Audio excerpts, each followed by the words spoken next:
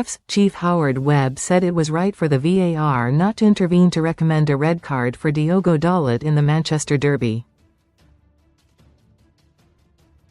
City boss Pep Guardiola and his team were convinced Portuguese defender Dalot should have been dismissed for his early foul on Jeremy Doku.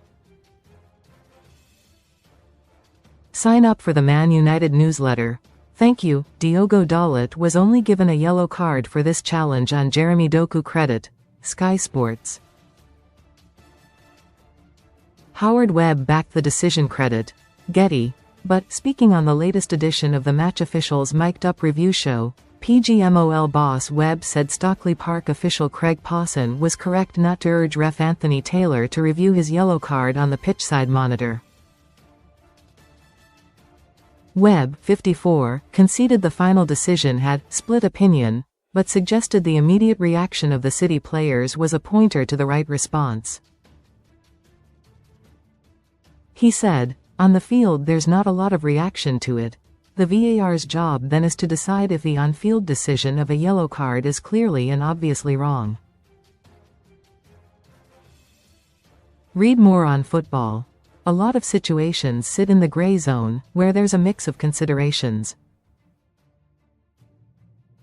This is one of those. The point of contact is on the knee, but we also have to factor in speed, force, and intensity.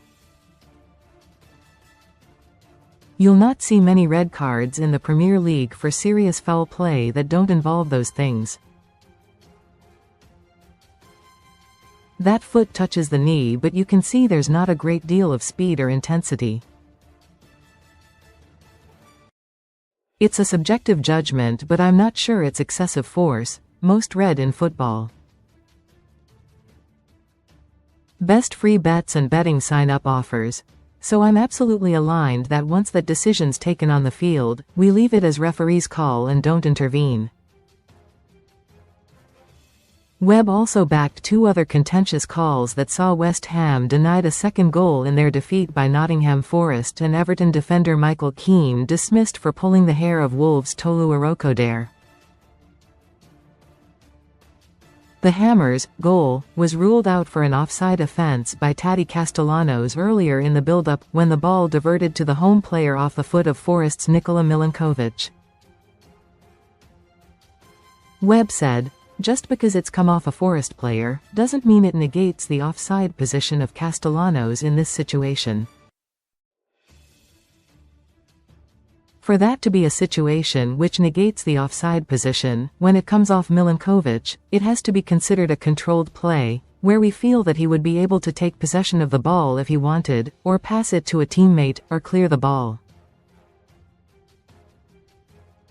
That's not what happens. Yes, he's making a deliberate action of trying to challenge Crescencio, Somerville, but that doesn't mean he's making a deliberate play on the ball.